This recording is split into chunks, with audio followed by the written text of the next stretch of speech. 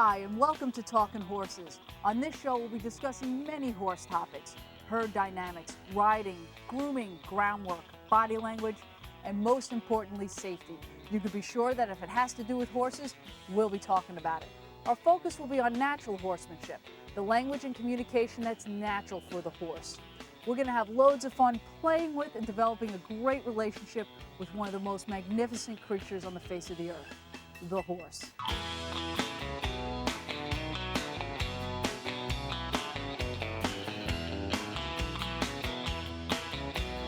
Hi everyone, I'm Eileen Shanahan. We are at L&L Farm in Bating Hollow, New York, and joining us today talking horses is Elaine Cardillo. Elaine, welcome back. Well, thank you.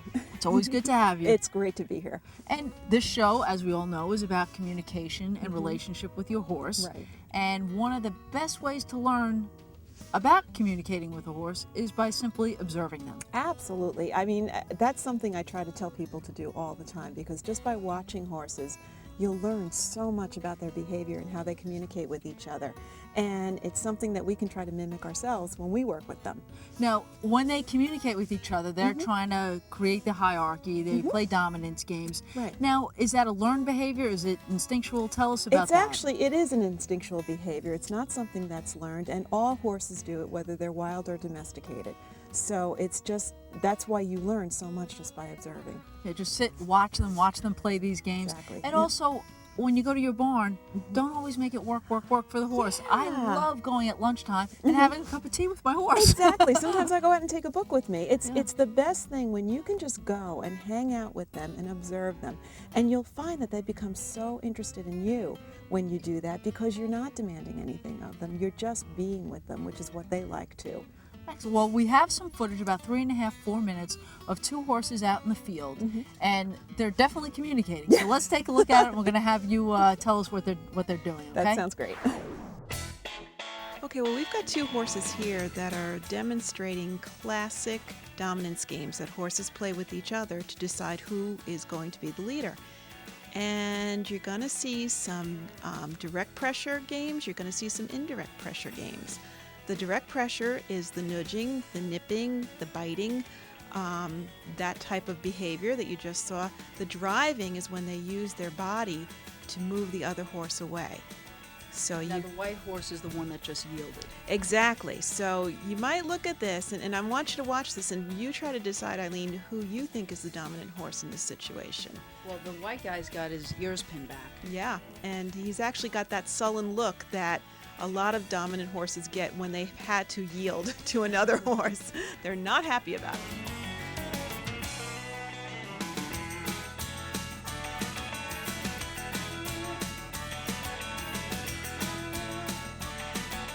Again, I see a lot of ears pinning and biting on the white horse. And if you just notice, the dark horse just took a couple of steps forward. He's actually moving into the white horse's space. Well, what about the strikeout? The strikeout was just a defensive move, but honestly, the dark horse didn't move away from it.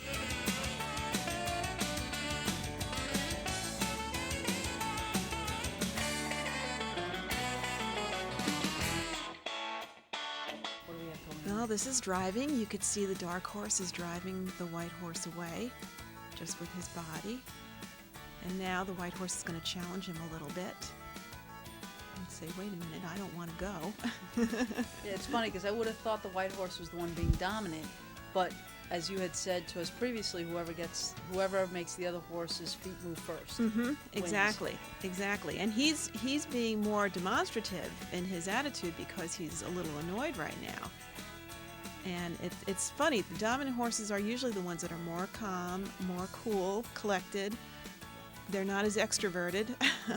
But they get their job done very subtly.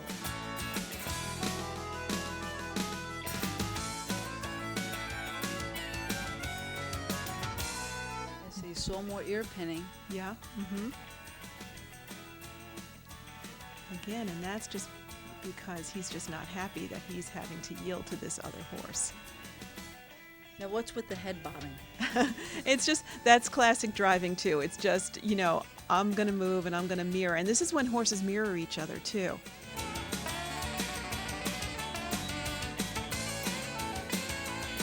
So there's a lot of mirroring going on. Okay, so we have some rearing up going here. Yeah, the dark one just said, I'm bigger than you. I may not be as bulky, but I'm taller. So yeah, because I would have thought, like this whole time, I thought it was the white horse that was being dominant, but actually it's not. Yeah, it's not at all. If you watch, it's the dark horse that's getting the white horse to yield constantly. Right. He's getting him to move his feet Right, first, so right. he's winning. Exactly. Yeah, even here, he's just driving him around. That Using gypsy his horse body. is so mad. He is. He.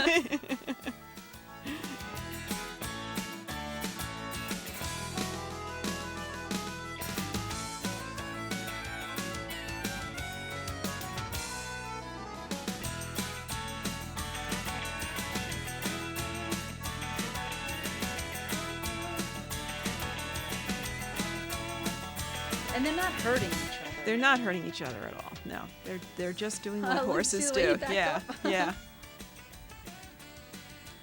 But what I love is look at the expression on the dark horse. He's got his ears forward. He's relaxed. He's cool. He's calm. He's like, buddy, you're just gonna move away from me. I'm sorry. You know? And the gypsy isn't yielding The at all. gypsy is protesting like crazy.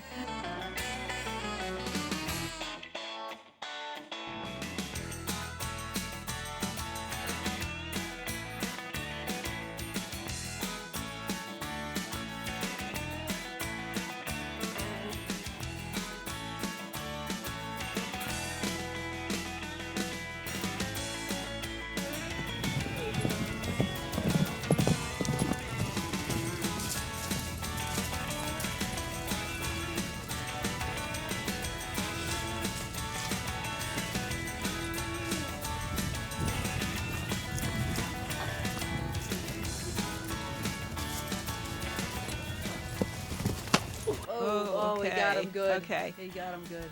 And that probably was enough to end the game. Look, I'm going back to my And you'll friend. see, and honestly, that's exactly what he did. He went back to his safety spot. He knows his buddy is a safe place to be, so that's where he's going.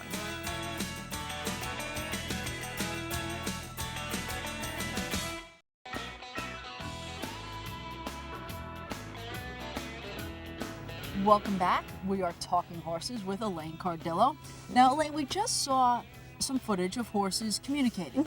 Now, you look at that, and I'm wondering, are they playing or are they fighting for dominance? Well, it's a little of both, actually, and it's really no different than little kids that play games with each other. It's no different than adults that play sports with each other.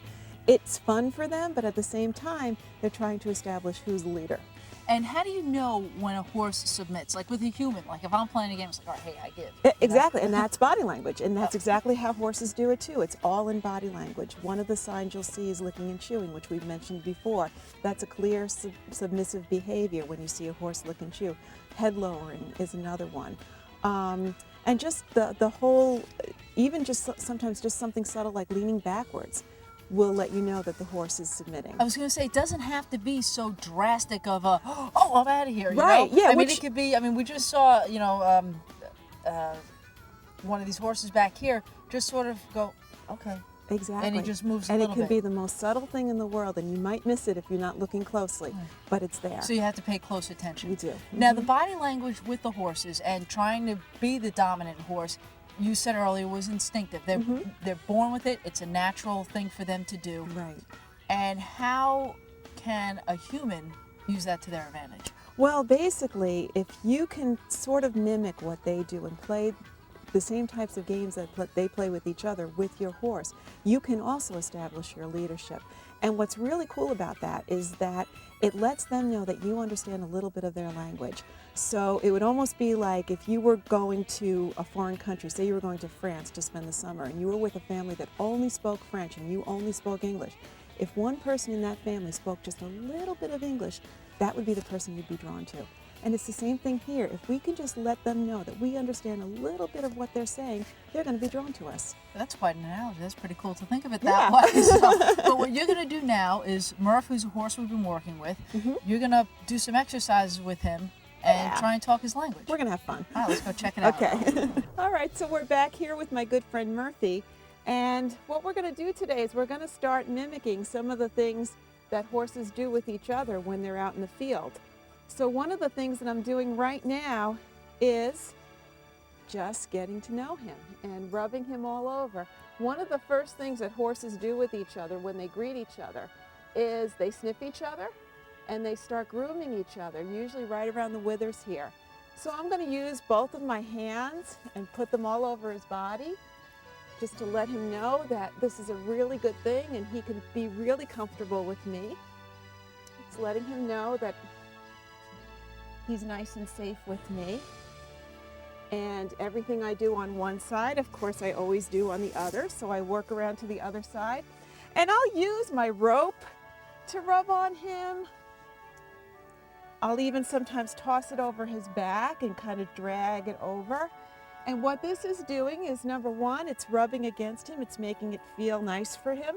But it's also desensitizing him a little bit to anything that might spook him a little bit. So if he's not used to having things kind of come up over his back like this is mimicking somebody putting a saddle over his back or somebody putting a blanket over his back. So the more you can do these types of things, especially with younger horses, it's really, really good.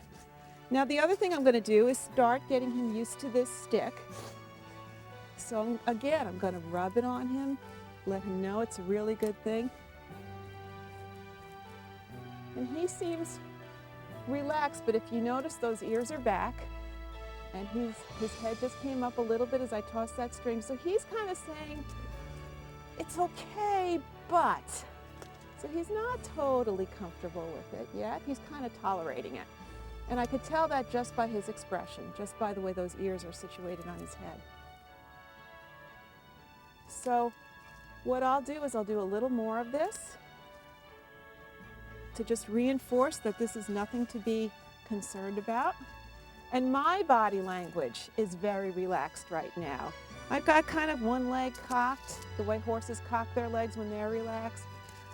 My shoulders are soft. He's licking and chewing now. As we talked before, that's a sign of submission. It's a sign of respect.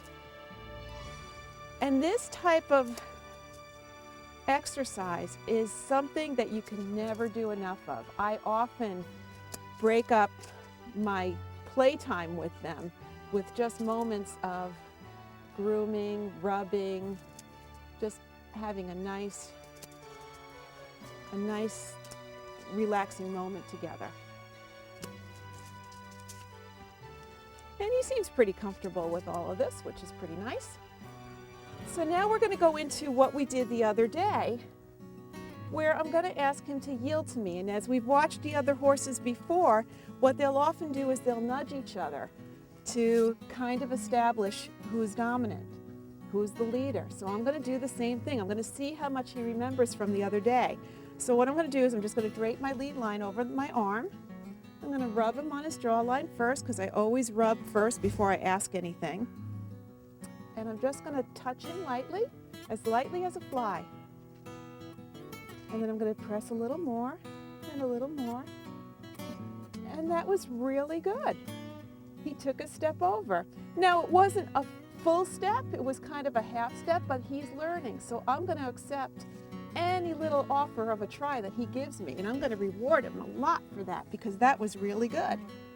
And I'm going to test it again by trying again. So I'm going to touch lightly, a little harder, a little harder, a little harder. Good boy. That was good. And the fact that he's moving forward instead of actually taking a sideways step is okay. Eventually, I would like him to go sideways, but we'll build on that. Right now, I'm getting movement, and that's a really good thing, because again, he's learning this. He's barely done this before. So he's done it with other horses, he just hasn't done it with a human. So what he's starting to realize is, hey, wait, she might know some of my language. Now I'm going to ask him again. And I see you stuck with him. You went down with him. I did, because you don't want to remove the pressure until he steps away. And a lot of times they'll do all kinds of evasive things. They'll bring their head up. They might turn their head all the way around but not move their feet. You'll see that a lot. There you go. Good boy. But it's so important to remain consistent and stay there so that he knows the only way he's going to get release is if he chooses to move away. Good boy. And I'm testing again. And when I do this exercise, I really have to be aware of my intent, because we can do an exercise like this and do it over and over again till the horses are bored to death. What I do is a lot of pretending. I pretend that there's something on the other side that I need to get to. I'm actually going to drop this for a second. And so I'm kind of like, if you'll watch, I'm kind of like, I need to get past you right now. Can you just move over? And when you have that kind of intention, it makes a whole lot of difference as to how they feel your energy. So I'm going to go back to rubbing him, because like I said, I take a lot of breaks, let them absorb the information. You could see the licking and chewing. That's an indication that he's trying to absorb all this information. Now I'm going to go to his hip. And so again, I'm going to rub first. You can see he looks like a powder puff today with all the dirt on him. And I'm just going to press lightly, a little more. And I'm actually going to tip his nose towards me to kind of help him out, set him up for success. And as soon as he moves away, he automatically relieves the pressure on himself. I don't have to move my hand away, he just moves away from me. So that was really good. Now we're going to ask again. So, a little bit, a little more, a little more. Yeah, good boy.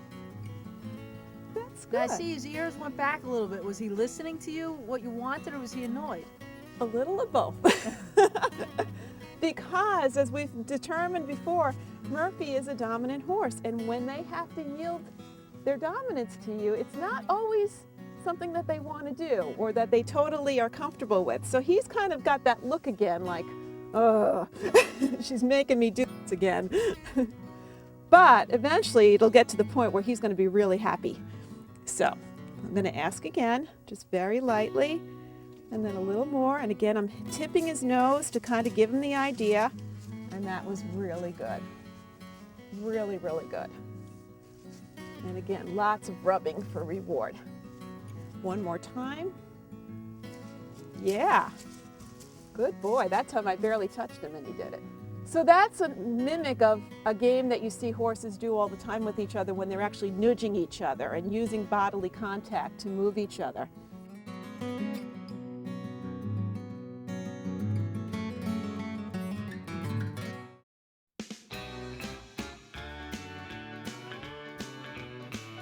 There's also the other way, which is driving type of pressure, where they use their body language. They kind of approach each other with ears pinned to say, I want you to move. And so what I'm going to do is what I did with him last time, is I'm going to play the annoying game and just kind of get in his face and ask him to move over, to move away from me. Yeah, and as soon as he takes a step, or even if he just starts to lean in the direction that I want him to go, I stop asking. And that was really good. So I'm going to ask again. Yeah. Good. Now he got a little uncomfortable, which is why he walked away, but that's okay. I'm just going to reassure him again. Good boy. And we're going to try it on this side. So I rub first, then I kind of get in his way, ask him to move. Good. And then I stopped asking. Very good. And you can see again, licking and chewing. Now, that can easily be built upon. And I don't know if he's going to do this or not, but I'm going to try. There's a little bit of a yawn there. I'm going to ask him to keep going this time. And what I'm going to do is ask him to make a full circle. And if you notice, what I'm doing is I'm using my hand in front to block him from moving forward so that he'll just stay on a circle. That was pretty good, considering he's never done that before. That was really nice. So he's going to get lots of reward for that. And we can do that same game with the hip. Instead of having the front feet cross over, we're going to ask for the back feet to cross over. So again, I'm going to look at his hip as his mother would look at him. I'm going to lift my hand up. I'm going to start swinging. Good. If he hadn't responded to that, I would have had to just let the rope out until it tapped his butt. But he didn't even let it get to that part, so that was really good. He remembered that from the other day. Good boy. And as far as using the rope for tipping his nose, what I'm doing is I'm setting him up for success. I'm just kind of guiding his body to say, this is where I want you to be. So I'm going to look, lift, swing. Yeah. Good. That's good. Good boy. So now what I'm going to do is instead of just going over and over and over those same things again, I'm going to start playing some more. I'm going to ask him to move back from me. So this we tried the other day too. I'm just going to wave my finger. Now he got a little uncomfortable, so I'm going to actually use this line to ask him to stop. As soon as he stops, I'm going to stop. There we go. I'm going to ask him to come forward, to come to me. Yeah, good boy. And again, I'm going to reassure him. He's actually not totally sure of what I'm asking right now, so I'm just going to reassure him a lot to say, look, there's no mistakes here. You do whatever you think I'm asking you to do, and at some point you're going to get it right, and I'm going to let you know that you got it right. And he's doing the same thing with me. With his responses, they're either going to be what I want or what I don't want. I have a 50-50 shot. If it's not what I want, then I need to know I have to change how I'm asking. If it is what I want, I know I asked in the right way. That's why horses are so great to work with, because they'll always let you know. So again, I'm going to ask him. Now he thinks that I'm asking him to move around in a circle, and the reason for that is I can tell he's been lunged. And he's probably been lunged a lot in his lifetime, so he thinks that that's what I want, and it really isn't. But it's not his fault. He's offering all he knows. Scared the poop out of him. And actually that does happen. When horses are nervous or when they're really concentrating on something and they're unsure about things, they will do that. So I'm not surprised that he did that right now. This is actually pretty intense for him because he's really trying to figure out what I want.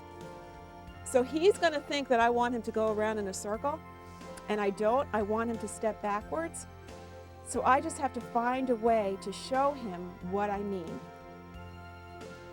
So again, I'm going to just start with my finger. He knows that this means movement. He's just not sure where.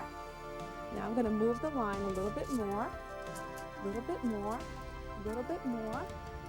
A little bit more. As soon as he takes a step back, I'm going to stop. Yeah. Good boy. Good boy. A horse will always offer you everything he knows first before he'll offer what he doesn't know. Yeah, this is intense for him. Did you ever have a dog where you took out a treat and all in one movement they sit down, they beg, they roll over because they're just, they want to do everything. Yeah. They're just like, just give me the treat, I want to do everything for you. Well, the same thing happens with horses in these types of situations. What he's doing is he's just giving me what he knows. Because he's like, is this what you want? Is this what you want? Is this what you want? And I'm like, no, not yet. But if you go backwards, that's what I want. So again, I'm going to keep shaking this line a little more firmly, a little more firmly. And when he takes that step back, now that wasn't a full step, but it was movement. And it was the right idea, and it was a try, so that's fine. That was really good. And if you notice, he's blinking a lot. And that means that he's really thinking. There's a saying, when they're blinking, they're thinking. And it's really true. He's like going, oh my gosh, this is really intense. It looks like nothing for people watching, but it's really a lot for him right now. So again. Well, that's the whole point here. We're trying to say, read the body language of the horse so we exactly. get it. I mean, that's what we're trying to... Exactly. So what's going to happen, the more consistent I am with this, it's going to get to the point where all I need to do is this, and he's going to go backwards. That may not happen today. I don't even expect it to happen today. But it will happen pretty quickly as long as I'm very consistent in what I'm asking. So I'm always going to start off with this because this is what I want him to respond to. Now I'm just going to reinforce it a little more. Good. And that was fine. That was far less pressure than the last time. Exactly. So now what I'm going to do is I'm going to ask him to come in because that was just so nice. So I'm going to comb the rope, and you can see the motion in my hand is saying, come here, come here. And I'm just going to reassure him and say, you know what, you're doing great. You're just doing fine.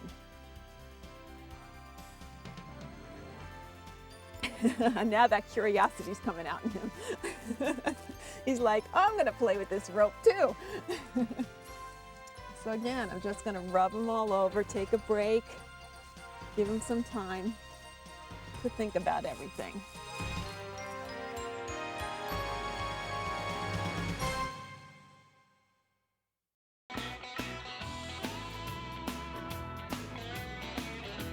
Hi everyone, welcome back. I'm Eileen Shanahan, and we are still talking horses with Elaine Cardillo. Now Elaine, we've been focusing on the body language and how humans can communicate with horses in their own language. Right. You've been doing some exercises with Murph. You did a few. Tell us how it's going. So far it's going really well. I mean, it looks slow to people watching, but it has to be slow in the beginning because I'm not looking for perfect movement. I'm looking for a try, and that's what he was giving me today. Right, and it's important to show everybody this too because you aren't going to have your perfect horse right away. No, it's not going to be brilliant from the first moment. Right. So. We don't like to think that, but it doesn't happen that way. So you did the first few exercises, rhythmic pressure.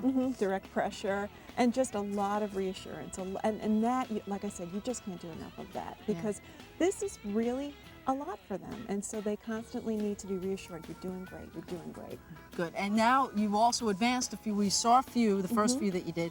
Now you've done some advanced ones. Right. And why don't you tell us briefly what you did, and then we'll show everybody how it went. Well, the more advanced exercises that we did really require the horse to focus on me and wait for my communication in order to do what I'm asking.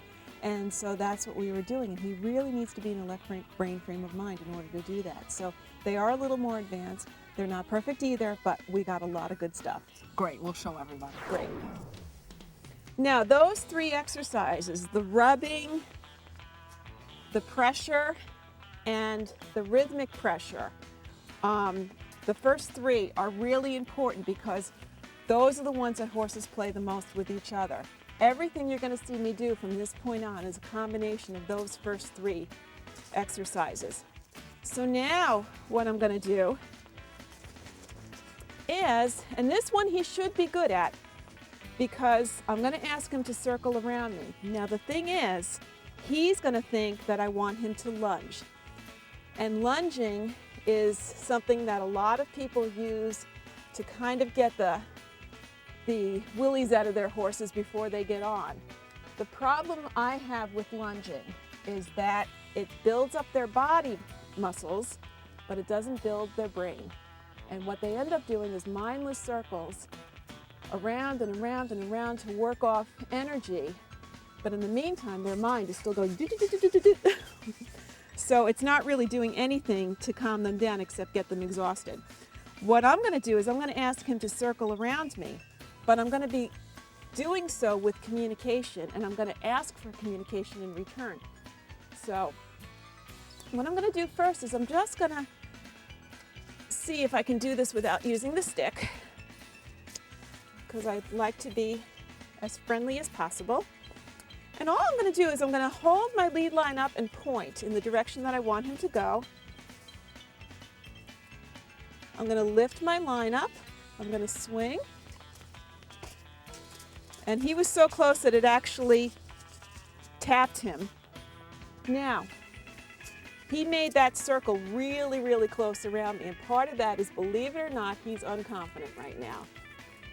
That licking and chewing is also telling me that. He's kind of saying, I'm not sure what you want, so I'm going to stay really close to you because I feel a little nervous right now. All right, but the licking and chewing, I thought that meant they were absorbing the information. It is. He is absorbing information, but he's also kind of saying to me that he's submissive.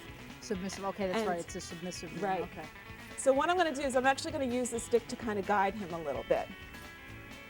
So first, again, I'm going to rub him with it to reassure him that this is not something to be afraid of or worried about. I'm going to hold the line and point in the direction I want him to go. I'm going to raise my stick. There. Now, if you notice, I'm just going to ask again for him to keep moving. If you notice, what I'm not doing is continually looking at him. I'm just staying in one position. I'm not moving my feet, because remember, a lead horse gets the other horse to move without that horse moving its own feet. So I'm doing the same thing. That was really good, actually. I'm going to ask you to come in now. That was nice. A lot of people, when they lunge like this. They go around and around and around and around and around. And what that's doing is it's driving the horse. It's telling the horse to keep going. What I'm doing now is I'm asking the horse to go on a circle, but I'm asking him to just continue going until I ask him to stop. Now, in Murphy's case, he's not sure what I'm asking because he thinks I want him to lunge. So if he doesn't get communication from me with that continual driving, he may stop like this, but that's fine because he's just learning this. So again, we're going to try again. I'm going to point, I'm going to lift, I'm going to swing, and I'm going to pass the rope behind me. And now he's asking me a question right now. He's saying, do you want me to stop? And I'm going to say, no, I want you to keep going. I'm going to say, go a little more. So now he's not so close to me anymore. He's a little more confident because he knows he asked a question and I was answering him. And remember what I was saying about if we can just understand a little bit of what they're saying, and if they can understand that we're answering back, it makes them more confident. And that's just what happened. He asked me a question, I understood it, and I responded. And now he's like, wow, she gets it. This is great. It's the horse language. I'm actually going to ask him to come in now because my goal here is not for him to do mindless circles around me. My goal is to just communicate. So that was really good. So again, I'm going to reassure him. But now, because we did it on one side in one direction, we have to do it on the other side. I'm going to point, raise my hand, swing a little bit.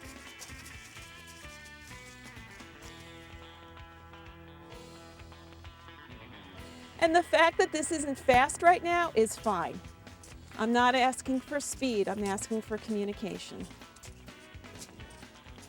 And horses learn much more quickly at a slower pace than they do at a faster pace, just like humans.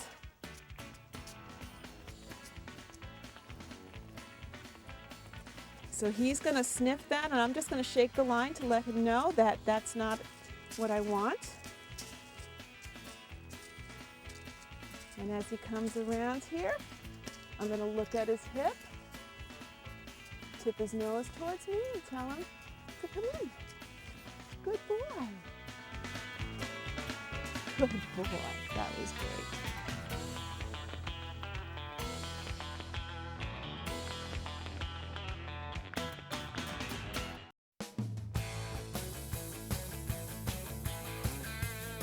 So now that I've gotten him to circle around me, one of the other things I'm going to ask him to do is something that you see horses do all the time, and that is go sideways. Now, the best way to teach sideways, and it's not that I'm teaching him, by the way, he knows how to go sideways. What I'm teaching him is how to respond to my cues to go sideways. The easiest way to do it is to always put them along a fence line, and what that does is it prevents them from going forward, so that they learn that you want to go sideways. And what I'm going to do is I'm going to use my stick as a tool. I'm going to rub him again first to let him know that this is what I want, or that this is something pleasurable. And all I'm going to do is I'm going to lift my line, and I'm going to actually use my stick to guide the part of his body that's closest to me. There. Good. Now, a lot of them get a little confused with this, and it's one of these things where you just have to figure out what works. Very nice, Murphy. Good job. I was going to say, that was pretty good. That was really good. And I've seen him do it before, so I know I know he can sidestep very nicely because I have seen him do that on his own, but that was nice. And in this particular exercise, it's really, really important to stop it before it falls apart, because usually when you first try it the first few times is you'll get a few steps and then they kind of get confused and they kind of walk off or walk backwards. And so it's really important to just stop it when it's good, reward him, rub him, and then ask him again. So I'm trying to find his spots right now, which will work for him to understand what I'm asking. And again, I'm going to guide the part that's closest to me so that he moves that part of his body away from me. Yeah, good. And I'm going to stop it right there because that was really good. And he's going to come into me because he's a little unsure of himself, so I'm going to say, that's fine. You're doing just great. You're doing great. So again, we do everything on both sides of the body. So I'm going to get on this side of him now.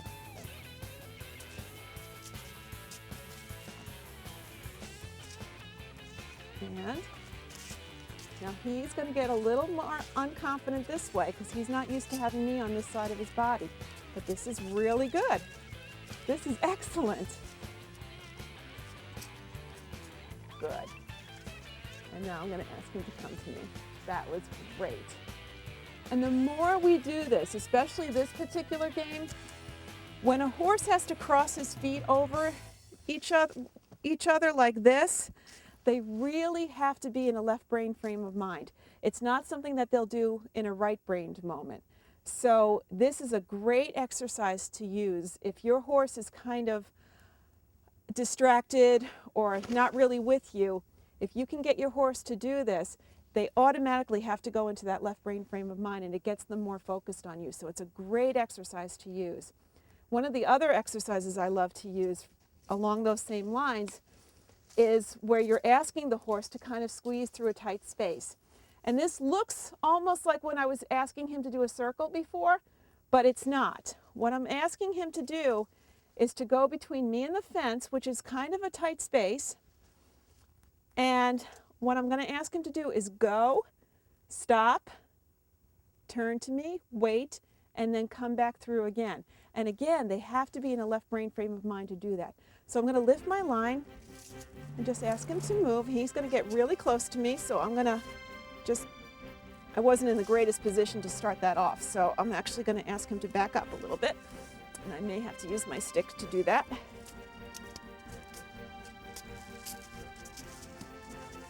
So now I'm going to shake my line to say stop. Now he's never done this before, so he's not going to get it perfect, that's for sure. But that's okay. We're practicing. So now I'm going to ask him to go through again, this way. Good. Now I'm going to shake the line to ask him to stop. I'm going to look at his hip. See, the stopping thing he doesn't know yet, and that's okay. So I'm going to tip his nose towards me to set him up for success. Just rub him to reassure him. And if this game or this exercise isn't working, it means that I have to go back and refocus on some of the other exercises we were doing so that he learns better. And I'm just kind of doing a quick overview today with him. So he might need more time with this. That's good. That's good. He stopped. Good boy. Good boy. So I'm going to reassure him again. Now I'm going to turn his nose this way. Ask him to go between me and the fence.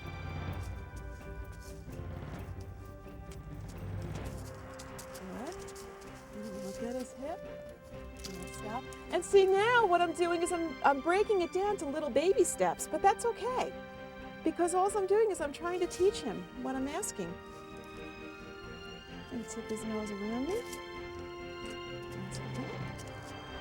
Good. Look at his hip. Shake the line. Yeah, we're getting it. Good boy.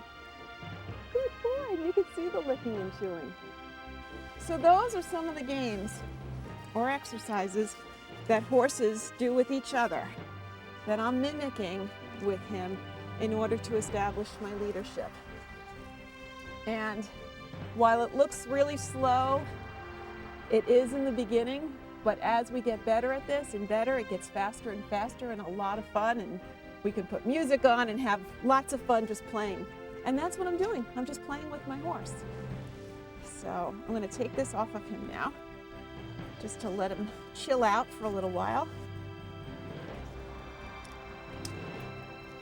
Let him relax, because again, that was really intense.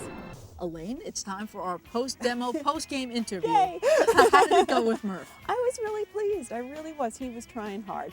And I know for a lot of people watching, it didn't look like a whole lot, but that's what it looks like in the beginning. It's not always this brilliant, magnificent thing. It's just little tiny baby steps. Well, and we picked Murph for a reason, because he's new at this part of communicating with a human. I mean, a lot of times we'll go out there, we'll see the pros, and we see the end result. Right. We don't see all the steps leading up to that. Right. So we wanted people to see this so they don't get frustrated. Yeah, exactly, because so many times we'll go out there, we'll try to imitate Pat Pirelli or Linda Pirelli or any of the other grades, and we'll be like, oh, my horse isn't getting it, and you get so discouraged. But this is what it looks like.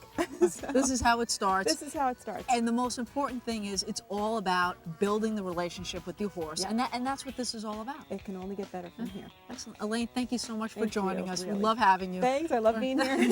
As you know. If you'd like to get a hold of Elaine, her email is on the screen. You can email her. And if you have any questions or comments about our show, you can email us at talkinghorses@optonline.net.